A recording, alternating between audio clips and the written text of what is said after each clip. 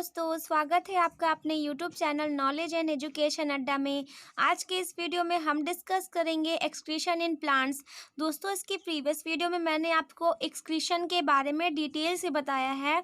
आपने अगर उस वीडियो को नहीं देखा तो आप प्लेलिस्ट में जाकर देख सकते हैं और अपने कॉन्सेप्ट को क्लियर कर सकते हैं। उसमें मैंने आपको इन शॉर्ट में अगर मैं बताऊँ तो मैंने आपको बताया कि एक्सक्रीशन होता क्या है और ह्यूमंस में जो एक्सक्रीशन होता है उसमें कौन कौन सी चीज़ों का एक्सक्रीट होता है, बॉडी से कौन कौन से ऐसे वेस्ट मटेरियल्स हैं जिनको हम निकालते हैं। और साथ ही हमने ये भी देखा कि एक्सक्रीशन में कौन कौन से पार्ट्स होते हैं ह्यूमन बॉडी में जो कि रिस्पॉन्सिबल होते हैं। आज हम पढ़ेंगे एक्सक्रीशन इन प्लांट्स। दोस्तों, जैसे हमारी बॉडी से एक्सक्रीशन होता है वेस्ट मटेरियल्स का, वैसे ही प्लांट्स में भी एक्सक्रीशन होता है। प्लांट्स में एक्सक्रीशन होता है तो उसको हम जनरली बोलते हैं ट्रांसपीरेशन। दोस्तों, ट्रांसपीरेशन को हम वैसे हिंदी में वाष्पोत्सर्जन कहते हैं। जनरली इसको बोलना चाहिए वेपोराइजेशन, बट ऐसा नहीं है। यहाँ पर प्लांट्स के एक्सक्रीशन को हम ट्रांसपीरेशन कह सकते हैं। और इसमें इसका मतलब ये होता है कि पौधों में भाप या पसीने का निकास, यानी जैसे हमारी बॉडी से क्या होता है कि पसीना निकलता है, वैसे ही प्लांट्स में भी क्या होता है कि पसीना निकलता है। बट वहाँ पे पसीना तो नहीं कह सकते, वहाँ पर जो निकलता है वो वेपर निकलता है। जैसे कि आपने देखा कि प्लांट्स फोटोसिंथेसिस करते हैं और ऑक्सीजन को क्या करते हैं, रिलीज़ करते हैं। और साथ ही उसके अलावा जो उनकी बॉडी से जो वाटर जो उन्होंने लिया अपने रूट्स वगैरह में से, वाटर जो उन्होंने लिया अपने फोटोसिंथेसिस को कंप्लीट करने के लिए, तो वो सभी वाटर का यूज़ नहीं करते हैं। उनमें से वो लगभग 90 से 95% वाटर को अपनी बॉडी से क्या करते हैं, एक्सक्रीट कर देते हैं, जो कि वेपर के फॉर्म में यानी भाप के रूप में बाहर निकालते हैं। That is called transpiration. इसी को हम ट्रांसपीरेशन बोलते हैं। तो यहाँ देखते हैं हम कि पौधे मृदा से जल एवं खनिज पदार्थों का निरंतर अवशोषण करते रहते हैं, जैसा कि मैंने आपसे कहा। और क्यों करते हैं? ताकि वो अपनी फोटोसिंथेसिस प्रोसेस को पूरा कर सके। और पौधे अवशोषित जल का लगभग 1 से 5% अपनी जैविक क्रियाओं में प्रयोग करते हैं। जैविक क्रिया कहने का मतलब फोटोसिंथेसिस में। तो दोस्तों, क्या करते हैं कि उन लोगों ने अपने जो भी रूट्स में से वाटर लिया और मिनरल्स लिया और इसका यूज़ करके आपको पता है सनलाइट की प्रेजेंस में फिर क्या करते हैं वो लोग अपने ग्रीन लीव्स के स्टोमेटा में फूड बनाते हैं, जो कि ग्लूकोज होता है और जिसका यूज़ वो करते हैं अपने आप को ग्रोथ करने में और प्लांट्स को और आगे बढ़ाने में। तो यहाँ पर क्या है कि फोटोसिंथेसिस से केवल 1 से 5% ही वाटर का यूज़ होता है ना, तो बाकी वाटर तो उसको निकालना पड़ेगा। तो शेष जल पौधों के वायवीय भागों से जलवाष्प के रूप में बाहर निकाल लिया जाता है या बाहर निकल जाता है। और पौधों के वायवीय भागों में होने वाले जल हानि को ही हम वाष्पोत्सर्जन या ट्रांसपीरेशन कहते हैं, यानी ट्रांसपीरेशन इन प्लांट्स कहते हैं। यानी कि क्या होता है, जो हमारे प्लांट्स होते हैं उनके जो भी लीव्स होते हैं, इसके अलावा जो उनके वायवीय भाग मतलब जो ऊपर की साइड की जो पोर्शन होते हैं जैसे लीव्स वगैरह जो है, उनसे जो भी वाटर का बाहर निकलना यानी जल हानि का होना ही, वाटर का लॉस होना ही क्या कहलाता है, ट्रांसपीरेशन कहलाता है। दोस्तों, ट्रांसपीरेशन जो प्लांट्स में होते हैं वो कई टाइप्स के होते हैं। ट्रांसपीरेशन प्लांट्स में केवल लीफ से ही नहीं होते बल्कि उसके कई पार्ट्स होते हैं जो कि ट्रांसपीरेशन के लिए रिस्पॉन्सिबल होते हैं। तो चलिए हम देखते हैं कि ट्रांसपीरेशन के टाइप्स क्या क्या होते हैं। तो सबसे पहला यहाँ पर क्या है, रंध्रीय वाष्पोत्सर्जन मीन्स स्टोमेटल ट्रांसपीरेशन। ये क्या होता है, पत्तियों में पोर्स होते हैं दोस्तों, छेद होता है, रंध्र होता है और रंध्र पत्तियों पर पाए जाते हैं और रंध्रों से ही जलवाष्प विसरण द्वारा वायुमंडल में चला जाता है और लगभग 90% वाष्पोत्सर्जन रंध्रों से होता है। यानी 90% जो ट्रांसपीरेशन होता है वो लीव्स के स्टोमेटा से होता है। तो स्टोमेटास क्या होते हैं अभी हम देखेंगे। तो पहले तो यहाँ पर देख लेते हैं क्यूटिक्युलर ट्रांसपीरेशन। ये उपत्वचीय वाष्पोत्सर्जन क्या होता है, जैसे कि प्लांट्स जो होते हैं उनके बाह्य त्वचा पर उपत्वचा या उपचर्म की परत पाई जाती है। जैसे कि प्लांट्स के ऊपर जो होती है स्किन पे लेयर पाई जाती है, जो 3 से 9% वाष्पोत्सर्जन मतलब जलवाष्प उपत्वचा से विसरण द्वारा वायुमंडल में चला जाता है। यानी कि उनकी बाहरी जो लेयर होती है उस पर भी क्या होती है, एक मतलब कि क्यूटिकुलर ट्रांसपीरेशन वहाँ पर होता है, एक लेयर पाई जाती है उनके स्किन पर, जहाँ से क्या होता है ट्रांसपीरेशन होता है और एटमॉस्फेयर में वाटर चला जाता है है वेपर के फॉर्म में। फिर उसके बाद हम देखते हैं यहाँ पर वातरंध्री वाष्पोत्सर्जन। ये क्या होता है? लेंटिक्यूलर ट्रांसपीरेशन। इसमें क्या होता है कि कोष्ठीय पौधों के तने और शाखाओं पर उपस्थित वातरंध्रों से कुछ जलवाष्प यानी 1% लगभग ट्रांसपीरेशन यहाँ से होता है। जैसे कि जो हमारे प्लांट्स होते हैं ना, उसके जो स्टेम्स और उसके साथ ही जो ब्रांचेज होते हैं, उनमें से भी क्या होता है, छोटे छोटे उनमें भी पोर्स होते हैं। जैसे ह्यूमन बॉडी की स्किन में क्या होता है, स्मॉल स्मॉल पोर्स होते हैं, वैसे ही इनमें भी लेयर होता है और लेयर्स में क्या होते हैं, पोर्स होते हैं। उन्हीं में से क्या होता है, ट्रांसपीरेशन होता है प्लांट्स में। फिर यहाँ हम देखते हैं दोस्तों की स्टोमेटा क्या होता है, पर्णरंध्र जिसे हम कहते हैं, कि पत्ती तथा अन्य हरे मुलायम वायवीय भागों की बाह्य त्वचा में पर्णरंध्र पाए जाते हैं। ये पर्णरंध्र होता क्या है, तो जैसे कि आप पहले क्या करिए, इसको एक इमेज के थ्रू समझिए। तो आप स्क्रीन पर एक इमेज देख रहे होंगे जिसमें आपको दिख रहा है कि एक लिखा है स्टोमेटा ओपन और दूसरा लिखा है स्टोमेटा क्लोज्ड। दोस्तों यहाँ पर जो स्टोमेटाज होते हैं ये ऑल टाइम ओपन नहीं रहते हैं। अगर ऑल टाइम ओपन रहेंगे तो ऑल टाइम वाटर जो होगा वो प्लांट्स से बाहर निकलता चला जाएगा, जिसकी वजह से प्लांट्स में क्या हो जाएगी, वाटर की कमी हो जाएगी। तो वाटर की कमी ना हो, इस वजह से यहाँ पर आप देख रहे हैं कि स्टोमेटा जो है वो हमेशा ओपन नहीं होता है। तो इसे ओपन और क्लोज करने का काम कौन करते हैं, तो आप देख रहे होंगे यहाँ पर लिखा है गार्ड सेल्स। गार्ड सेल्स जो होते हैं ये स्टोमेटा को ओपन और क्लोज करने का काम करते हैं। जैसा कि आप जानते हैं कि गार्ड क्या करते हैं, वो हमारी हेल्प करते हैं ताकि हमारे घर में सभी एंटर ना कर सके, सभी लोग ना आ जा सकें। तो वहाँ पर क्या जो ज़रूरी चीज़ें होती हैं वही सिर्फ अंदर आती हैं।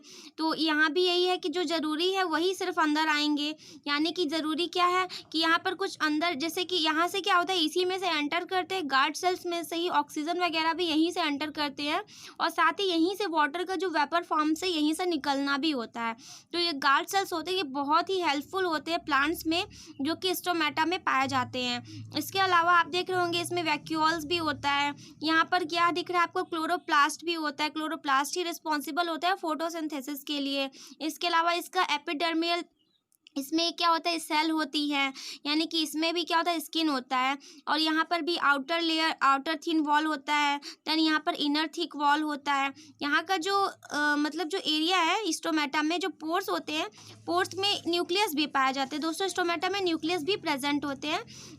जो ये हमारे क्या होते हैं प्लांट्स में, यहाँ पर आप देख रहे हैं स्टोमेटा कितना हेल्पफुल होता है ट्रांसपीरेशन करने के लिए, यानी वाष्पोत्सर्जन को करने के लिए, जो कि हमारे प्लांट्स में क्या होता है, स्टोमेटा होता है। तो दोस्तों इस तरह से आपने देखा कि जो हमारे प्लांट्स होते हैं उसमें ट्रांसपीरेशन करने के लिए मेनली रिस्पॉन्सिबल स्टोमेटा होता है। और पत्ती तथा अन्य हरे मुलायम वायवीय भागों की बाह्य त्वचा में पर्णरंध्र पाए जाते हैं। स्टोमेटा सभी जितने भी ग्रीन लीव्स होती हैं, उनके जितने भी हरे पार्ट्स होते हैं ना, उन सब में स्टोमेटा प्रेजेंट होता है। अब हम देखते हैं यहाँ पे स्टोमेटा के फंक्शन को। तो सबसे पहला काम तो आपको पता है कि इसका काम क्या होता है, वाष्पोत्सर्जन करना यानी ट्रांसपीरेशन करना। और दूसरा काम होता है वात विनिमय, यानी कि जैसे कि इसमें क्या होता है, O2 CO2 आता जाता रहता है, तो उसको क्या करता है, मेंटेन रखना। जैसे कि होता है कि गैसों का आदान प्रदान पर्णरंध्रों के द्वारा होता है, यानी कि स्टोमेटा के द्वारा होता है, और ये श्वसन तथा प्रकाश संश्लेषण में सहायक होता है। दोस्तों आपको पता है कि प्लांट्स क्या करते हैं, O2 को लेते हैं और CO2 को रिलीज करते हैं, किस प्रोसेस में, प्रकाश संश्लेषण, फोटोसिंथेसिस के प्रोसेस में। और जो इसका रेस्पिरेशन होता है सेम हमारी तरह ही होता है रेस्पिरेशन, ये भी ऑक्सीजन को लेते हैं और कार्बन डाइऑक्साइड को रिलीज करते हैं। अब आप सोचेंगे कि अगर ये भी कार्बन डाइऑक्साइड रिलीज करेंगे तो एनवायरनमेंट में तो फिर ज़्यादा हो जाएगा इसकी मात्रा, तो ऐसा नहीं है। प्लांट्स में जो रेस्पिरेशन होता है वो जो CO2 को रिलीज करते हैं उसके कंपैरिजन में जो उसने CO2 लिया फोटोसिंथेसिस में वो बहुत ज़्यादा होता है। वो जो CO2 लेते हैं फोटोसिंथेसिस की प्रोसेस करने में वो काफ़ी मात्रा में लेते हैं, और ऑक्सीजन का जो रिलीज करते हैं वो फोटोसिंथेसिस में उसकी क्वांटिटी बहुत ज़्यादा होती है।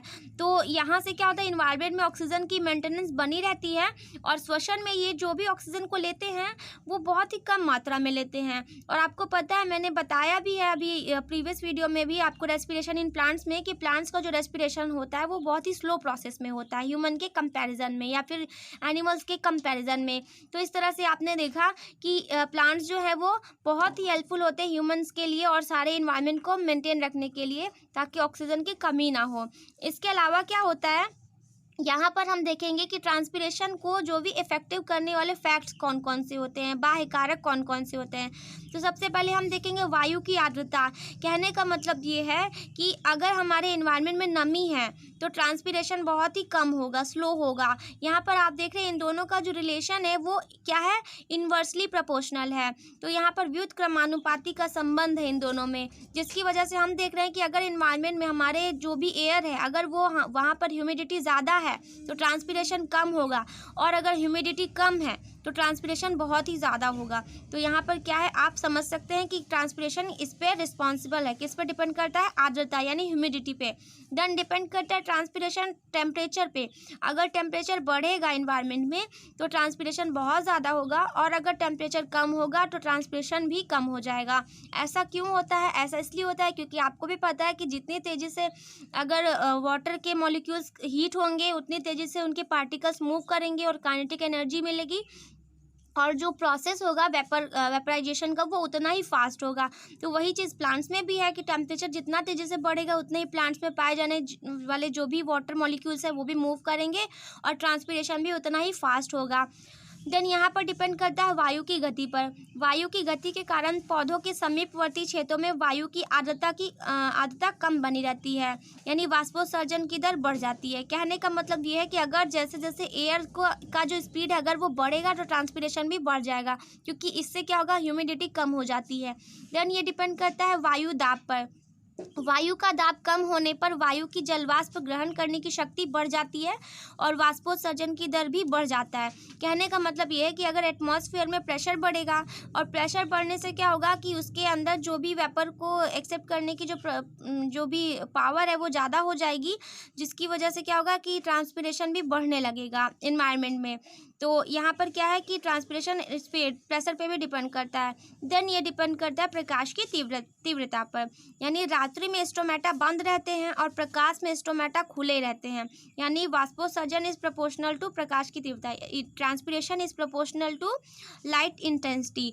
दोस्तों यहाँ पर क्या है, लाइट की तीव्रता जितनी भी ज़्यादा होगी उतनी ही तेज़ी से वाष्पोत्सर्जन होगा। कहने का मतलब आपको ये सिंपली मैं बता दूँ कि जितना तेज़ सनलाइट प्रेजेंट होगा उतना ही तेज़ ट्रांसपिरेशन होगा, क्योंकि ट्रांसपिरेशन क्या होता है कि ये दिन में होते हैं, क्योंकि दिन में ही क्या होता है, स्टोमेटा खुले रहते हैं और रात में स्टोमेटा क्लोज हो जाते हैं और क्लोज हो जाएंगे, जिसकी वजह से ट्रांसपिरेशन नहीं होगा। तो इसी वजह से हम कहते हैं कि ट्रांसपिरेशन जो है वो डिपेंड करता है लाइट की इंटेंसिटी पर। तो दोस्तों ये था हमारा आज का वीडियो, ट्रांसपिरेशन इन प्लांट्स, या कह सकते हैं कि एक्सक्रीशन इन प्लांट्स। तो आप अब नेक्स्ट वीडियो में हम देखेंगे एक्सक्रीशन इन ह्यूमन बॉडी। तो दोस्तों आपको हमारा ये वीडियो कैसा लगा आप ज़रूर बताइएगा, और हमारे इस चैनल को लाइक शेयर सब्सक्राइब जरूर कीजिए और वीडियो को पूरा देखा करिए दोस्तों, आपका तभी कॉन्सेप्ट क्लियर भी हो पाएगा। तो आज की वीडियो में इतना ही। Thank you so much for watching.